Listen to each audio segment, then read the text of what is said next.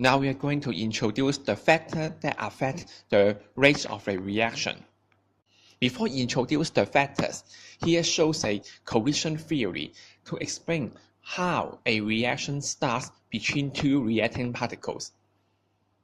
In order to start a reaction, these two reactant particles must collide in a right orientation with enough speed of kinetic energy.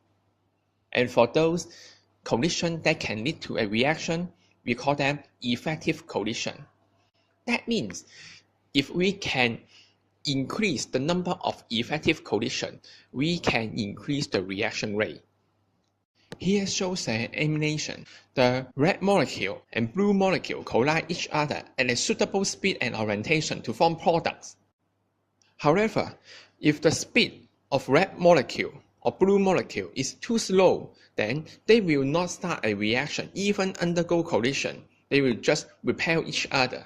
Here is another important term called activation energy. This is the minimum amount of kinetic energy needed to start a chemical reaction.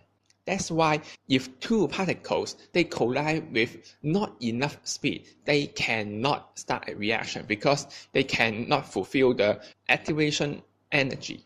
Here shows an example. I have a bottle of petrol. If I place here and do nothing, it is absolutely safe because no one provides activation energy to start a reaction. However, where is the activation energy comes from is maybe a match. We provide heat energy. Then you can expect here shows an explosion.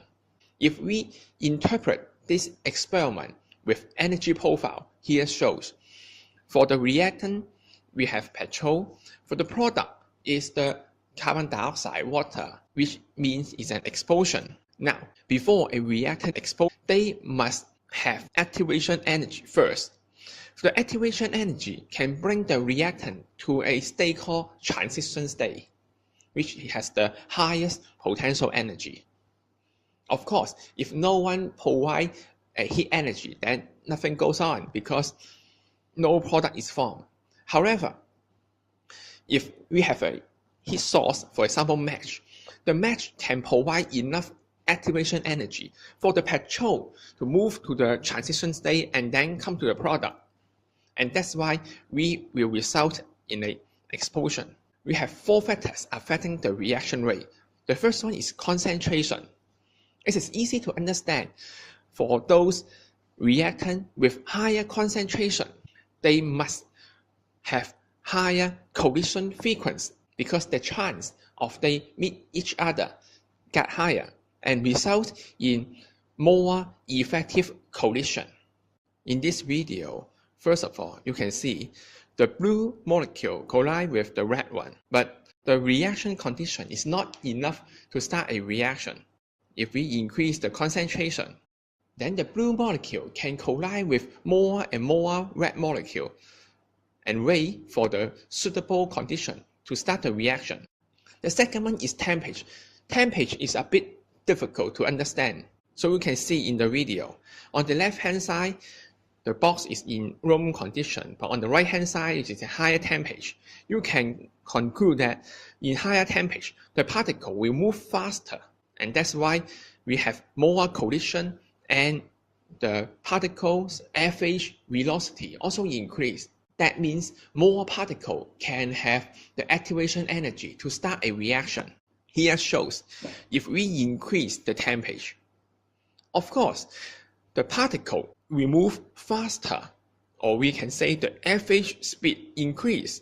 Result is the collision frequency increase because they move faster. And of course, it leads to higher number of effective collision. However, if we get higher speed of the reactant particles, those reactant particles have energy greater than the activation energy will increase, also results in more effective collision. That means increased temperature can increase the number of effective collision by two ways. The third one is surface area. If we increase the surface area, that means the number of particles undergo collision per unit time also increase and results in number of effective collision also increase. In this video, you can see if the surface area is too small, that means only the particle on the surface can undergo collision and start reaction. The middle one, which is yellow in color, will not start any reaction. After we increase the surface area, more particle can join the collision and start the reaction. Of course, this will increase the reaction rate. Finally, is the catalyst. A catalyst is a substance that can change the reaction rate by providing another reaction path.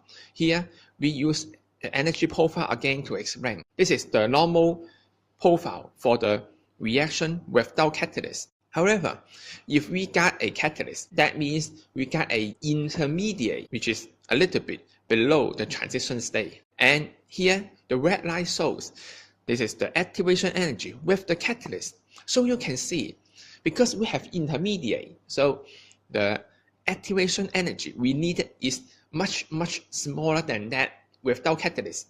And that's why more and more particles can fulfill the activation energy amount and start their reaction. For the catalyst, there is no chemical change at the end of the reaction. Here shows an example. Reactant A will react with reactant B. First of all, A will react with catalyst to form something called intermediate. Here, in this step, the catalyst is consumed, so the amount of catalyst will be reduced. But in the second step, the intermediate will react with B to form our product, and the catalyst will be regenerated. That means, at the end of the day, the catalyst amount will not change. Also, the use of catalyst will not affect the yield. That means the amount of product will not affect or change. It only change the speed of the reaction. And the use of catalyst will be tailor-made for certain reaction only. That means different reaction will need different catalysts. So far, we have used the catalyst in, for example, catalytic converter. Here shows 3 equations. Rhodium, platinum can be used in the catalytic converter to form CO2 and water and nitrogen, which is a harmless gas. The second one is hydrogenation. Here shows we use nickel and platinum to change unsaturated oil, which is in liquid form, to saturated one, which is solid. We use olive oil, turn it into olive oil spread. Finally is fermentation. We use glucose or sugar undergo fermentation to generate alcohol and CO2. The catalyst we use this time is yeast, which is a protein-based living catalyst, or we can say this is an enzyme. As it is protein-based, the enzyme will only work in specific temperature and pH range. If the condition is beyond this range, then the protein or the enzyme will be denatured. And that's the end of this section.